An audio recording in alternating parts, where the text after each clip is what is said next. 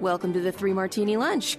Grab a stool next to Greg Columbus of Radio America and Jim Garrity of National Review. Three Martinis coming up. Hey, we're glad you're here at the Three Martini Lunch. If it looks like Jim and I haven't shaved or even changed clothes since yesterday or really even left the bar, there's a good reason for that. It wasn't a good day, Election Day 2019, particularly in the Commonwealth of Virginia, Commonwealth of Kentucky.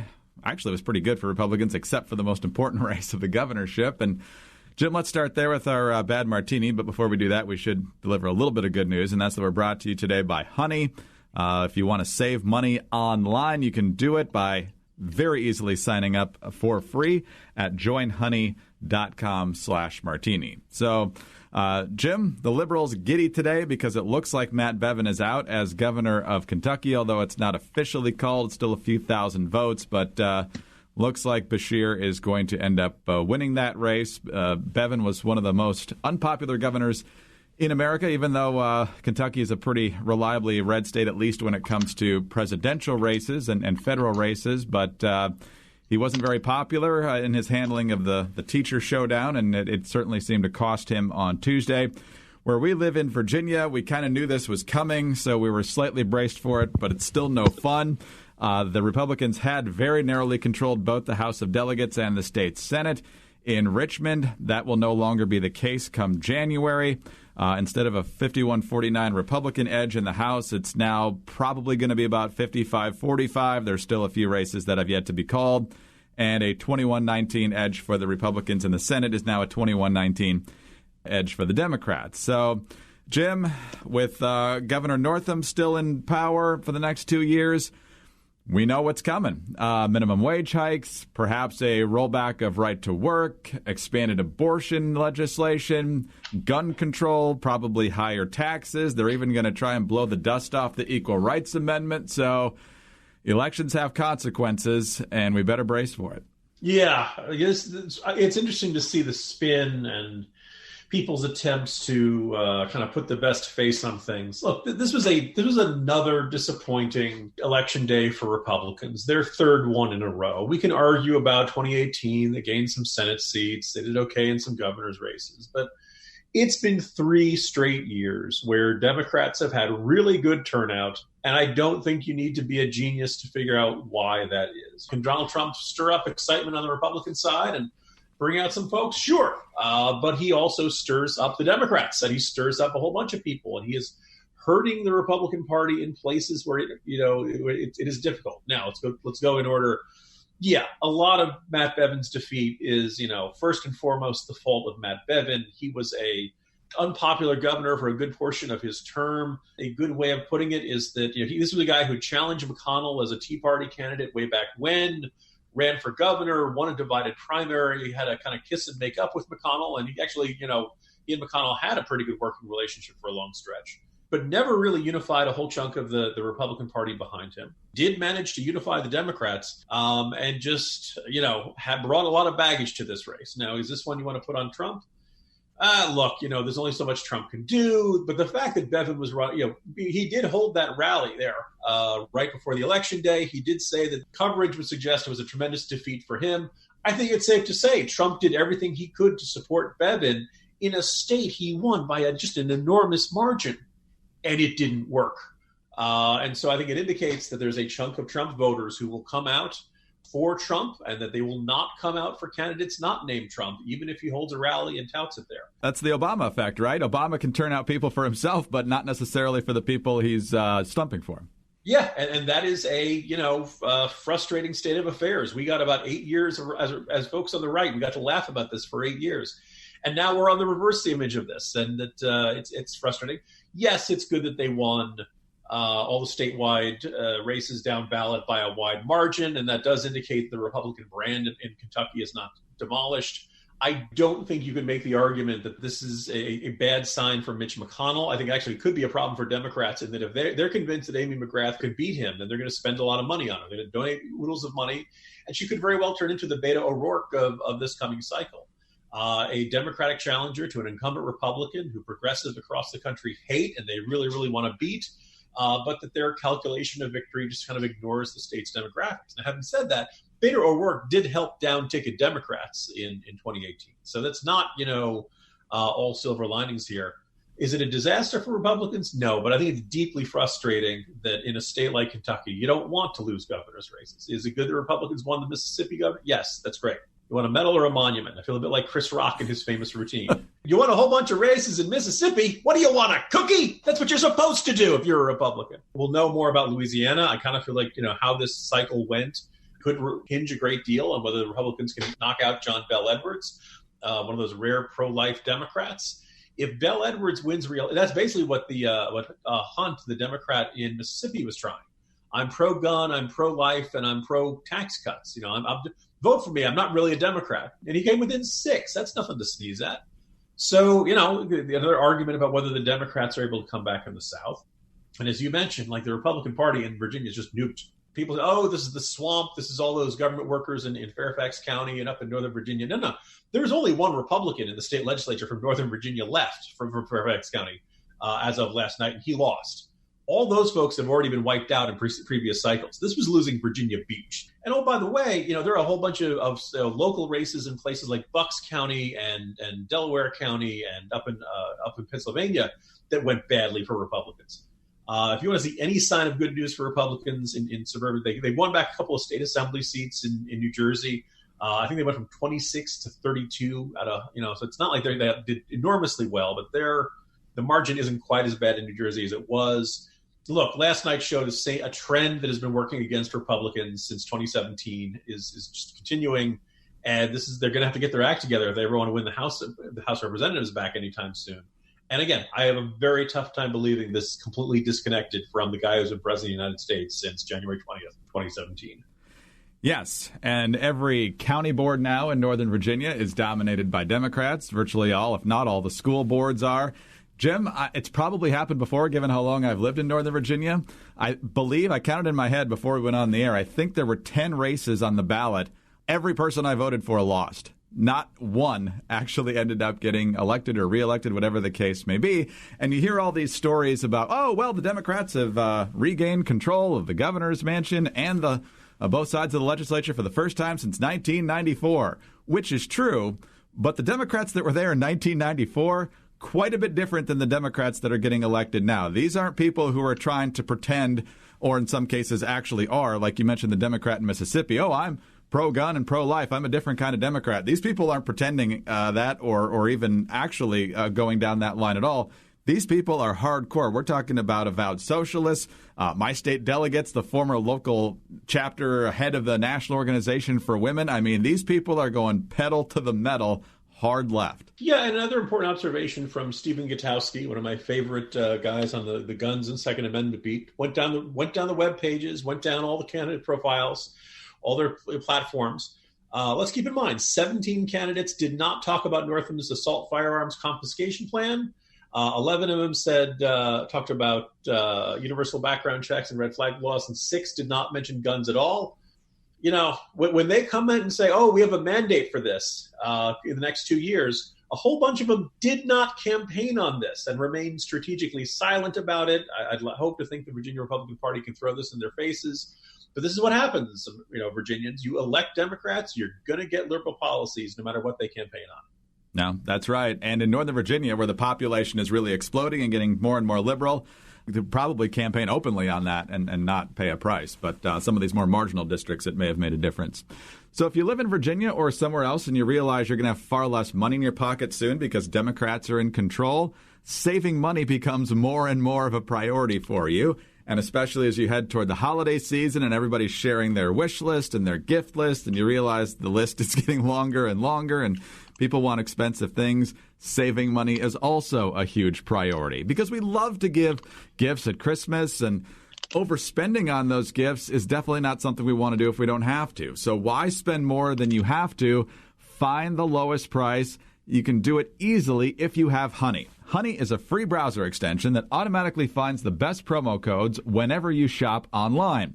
This means you always get the best deals without even trying. How great is that? You don't even have to pay attention to discount codes and coupons. Honey does it for you because it's on over 20,000 sites like Amazon, eBay, J.Crew, Sephora, Expedia, Target.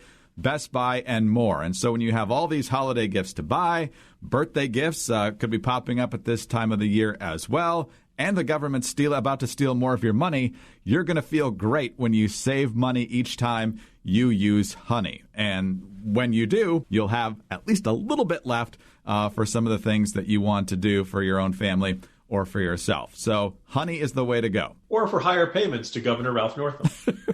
Honey has found more than 10 million members, more than $1 billion in savings. That is billion with a B, as in bumblebee, not merely an M, as in million.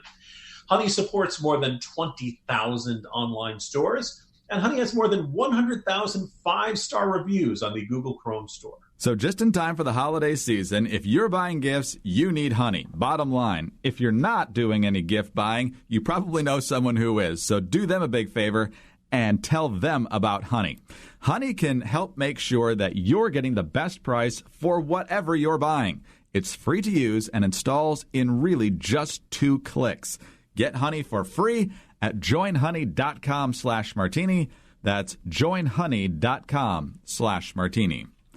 All right, waiter, you can hold off on the hemlock for just a moment here. Yes, it's been a rough couple of days here with the Virginia elections, but in looking at some other initiatives, at least across the country, we're not going to sugarcoat this. It was a bad night for Republicans, certainly. But as Jim pointed out in the Morning Jolt today, it wasn't necessarily a terrible night for conservative ideas once they were unlinked from the Republican Party, which we could have a whole dissertation on why that's a huge problem for the Republican Party, at least in the near future. But as you point out today, Jim, in Washington state, voters narrowly rejected bringing affirmative action back to state contracting and university admissions. In a non-binding referendum, voters overwhelmingly rejected the idea of applying retail sales tax to online retailers. In Seattle, the self-proclaimed socialist city council member appears to have lost her seat to a pro-business challenger. I think my personal favorite, in Colorado, voters gave fiscal conservatives a big win by rejecting an effort to let the state keep any tax revenues above the state spending cap. And in Sussex, New Jersey, voters approved by a 2-to-1 margin the referendum directing the local freeholder board to cooperate with U.S. Immigration and Customs Enforcement. And I believe Tucson, Jim, also decided not to become a sanctuary city. So there are some glimmers out there, and they should not go unnoticed. No, and in fact, if anything, this is our, not just our silver lining, but this is our reassurance that a lot of the ideas that we believe in are still popular, are still, strike people as common sense. How bad do you have to be as a bunch of candidates if you keep losing while campaigning on a bunch of ideas that people like as long as they're not associated with you? Just on immigration, by the way, I have a corner post on this I put up just a little while ago. You mentioned the Tucson referendum yesterday. By the way, Tucson, Arizona is a deep blue city. Right. Arizona as a whole is pretty red, but this is a heavily Democratic city, elected Democratic mayor. It's worth noting most Democratic office holders in the city did not like it. They knew it was going to get a court challenge almost immediately. But it still lost something like, something like in the neighborhood of like 65 to 70, maybe even more. I think maybe even like 3-to-1 range. Sussex County, it's worth noting that's a fairly Republican corner of New Jersey, but it's still passed. It's the referendum saying local law enforcement should cooperate with ICE by a 2-to-1 margin. I went back in 2018, which again, terrible year for Republicans pretty much across the board. And there were a bunch of sheriff races, which kind of turned into de facto referendums on cooperation with ICE. Did Democrats win a bunch? Yes. Did Republicans manage to reelect a bunch of senators who were cooperating with ICE? Yeah. And including in places like Orange County, right? Now you throw in the affirmative action referendum up in Washington. I think you're right. That Colorado referendum about spending was a huge deal because conservatives have not had a lot of wins in Colorado for a long time. A very ominous outlook for Cory Gardner there. Republicans don't do well in Colorado. They don't do well in Washington. They don't do well in places like Tucson or Orange County or something like that. But conservative ideas do. If you're a Republican, this should do some really deep soul searching. And this, having mentioned, the fact that I have a hard time believing that the president is blameless for all the Republican losses in the suburbs over the past 3 years. this is an area where, okay, maybe some of this goes beyond the president. President Trump is either going to go away in January 20th, 2021, or maybe he gets another 4 years.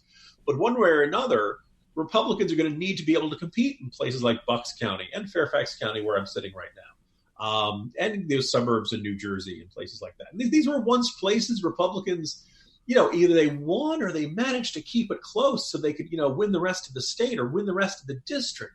You can't win on just rural areas in the exurbs. And you've got ideas that are appealing in urban places and suburban places. So what's going wrong, Republicans? Why? I think was it Breitbart who said, if you can't win by selling freedom, you stink. And I'm paraphrasing him a bit. So that's where we are, Greg. We are right, but nobody loves us. All right, well, let's get to our crazy martini here. And last we heard anyway, Kamala Harris is still running for president, but she's also still a senator from California. And she's got a new idea that we are going to tear limb from limb here. First of all, National Review reporting, Democratic presidential candidate Kamala Harris is proposing extending the school day to 6 p.m. in an effort to align the schedules of students and their working parents. The California senator plans to release a bill Wednesday asserting that, quote, aligning school and work schedules is an economic growth and child development strategy. A test run of the program will provide up to $5 million each for 5 years to 500 schools, attended mostly by children from low-income families, funding that will help the schools experiment with a longer schedule that matches up with the typical workday. Weekends, federal holidays, and emergencies would be the only days schools would not be open to students. Mother Jones, trying to fluff up this plan, basically talked about how it's just terrible for parents. So when kids get out of school around 3 o'clock and they don't get off till 5, they even suggest that while, yes, you'd have to find something to do with your kids on teacher work days and federal holidays, let's just do away with summer vacation and basically have a week off. John Gabriel, our colleague to some extent over there at Ricochet, says the actual goal here is obviously something different, strengthening teachers' unions, federalizing local schools, and further replacing the family with the state. And Jim, as soon as I heard this plan from Kamala Harris, it reminded me of a story we covered 6.5 years ago now, because I just dug it up in the archive. That's how I know that. This is back when MSNBC was doing these kind of issue ads with their anchors talking about things that matter to them. And back then they had an anchor named Melissa Harris Perry. And here's the ad that she pitched. We have never invested as much in public education as we should have because we've always had kind of a private notion of children. Your kid is yours and totally your responsibility. We haven't had a very collective notion of these are our children. So part of it is we have to break through our kind of private idea that kids belong to their parents or kids belong to their families and recognize that kids belong to whole communities. Once it's everybody's responsibility and not just the households, then we start making better investments. And so by the looks of this, Jim, Kamala Harris and her liberal allies who think the children belong to the collective essentially want parents to get your kids up, bring them to school, pick them up, feed them some dinner, and put them to bed. And basically all the education that your kids are going to get is going to come from the government. I was kind of pleased by the fact that the Harris campaign leaked this to a friendly reporter. The reaction on Twitter was vehemently negative, even from folks who, and if you're following this reporter, you're probably not a huge fan of, you're probably generally a fan of Kamala Harris, but you got, very strongly negative reaction. Then she pulled the tweet and said, no, my previous tweet misrepresented it. The fact that there was that sudden recalibration was a, rather encouraging sign. I think it was my colleague, or I guess my former colleague, Mark Hemingway, way back in the red meat days of National Review, who had one of my favorite takes where he observed, this is looking at the problems at the wrong end of the telescope, he tweeted a couple hours ago. The policy goal should be the freedom where one parent has the freedom to take care of the kids, not institutionalizing kids so that parents can work. And I think if you gave a lot of, if you gave families that option, some families already have that option. Some families, are making enough with one earner that the other earner can stay home, the other parent can stay home and take care of the kids. Some families would choose to keep two-earner families. That's, what you do is you're fine. But we want an environment where you have that option, not where, you don't have to worry about the fact that you're both working long hours and you both have long commutes. Because don't worry, the state's going to take care of your kids until 6 p.m. Now, look, a lot of schools, by the way, already offer after-school programs and stuff like that. Most high schools have some sort of, after-school athletics, after-school clubs, drama, all that kind of stuff. So it's really not that unusual to see kids staying after school in programs like this. So one, it's less revolutionary than Kamala Harris is suggesting. Second of all, again, if you know, is this really the problem? Is the problem that schools aren't open long enough, or is the problem that Americans don't have the flexibility and choices they want? If you really wanted to alleviate the stress on working families, you'd figure out a way so that parents could get out of work at a reasonable hour, get to the school or after school care or something like that, just, at a reasonable hour, and be back home by, dinner hour. A lot of families, that's how they grew up, and it feels like that's slipping through our fingers in our new modern economy. Is some of that, there's no magic wand government policy to do it. But again, nationalizing the idea that every school should be open from 8 to 6 does not strike me as a particularly wise idea. And the reaction to it is somewhat encouraging. I don't know if I'm being too cynical. Let me know if you think I am. I agree that Yes. The flexibility is the proper thing to focus on. My contention here is that they don't want that flexibility. They want to grow government to the size where the tax burden on families is such that the parents don't have any choice. They both have to work. They both have to work long hours. The government will effectively raise the kids in the schools, and that whole Melissa Perry Harris pipe dream is no longer a pipe dream, but is pretty close to their reality. I think there's definitely that. I think you also have this. You may have noticed it was the local lawmaker. I think it was up in New Hampshire who went on this furious, profane rant about private schools and Catholic schools and such. Again, these are people who don't believe in choice. These are people who don't believe that you should be able to make your own decisions. Like if my kids go to public school. I think public schools are great. Hopefully you have a good public school. If you're happy with your public school, God bless you. Glad you got it. Lots of people aren't. Lots of people don't like the performance of their local public school. They want the option to send their kids either to a different public school in a different community right across the school district lines, or they want the option to send their kids to private school. In a better country, we'd be trying to give as many choices to as many people as possible because, surprise, surprise, people are happiest with that outcome. But no, the government knows best. Kamala Harris knows best, and she's going to direct all this stuff. I'd be much more worried about this, Greg, if she wasn't, struggling to stay ahead of Tulsi Gabbard. But these lefties, they keep moving the needle. They might not win, but they're moving the needle, just like Bernie Sanders in the 2016 campaign. But hey, at least we're winning all these elections year after year, huh, Greg? That's right. Elections do have consequences. All right, Jim, we should probably go home at some point, so let's do that. See you tomorrow. Actually, no, you're off till Tuesday. You're till Tuesday. Yes, I will be out for a few days. It's not necessarily a hard bender because of Election Day, nor is it necessarily a hard bender because of the Jets. Having said that, Greg, if we did not have good families, good work, good friends, and everything else going well on a personal scale, the world would be a very depressing. Buck up, conservatives. We lost this one, but as Adam Gase likes to say, we'll fix it up and do better next time. Don't use him as the role model. Here's Nagy. Have a good vacation. We'll see you on Tuesday. See you Tuesday, Greg. Jim Garrity of National Review. I'm Greg Corombos of Radio America. Thank you for being with us today and hanging with us through our therapy session here. We hope you're back again on Thursday. Chad Benson will be in for Jim. If you like the podcast, please subscribe if you don't already. Also, leave us a nice 5-star review at iTunes or wherever you get your podcasts. Also, don't forget, real easy to sign up for Honey and save money with all those online purchases. Join honey.com/martini. And come back Thursday for the next 3 Martini Lunch.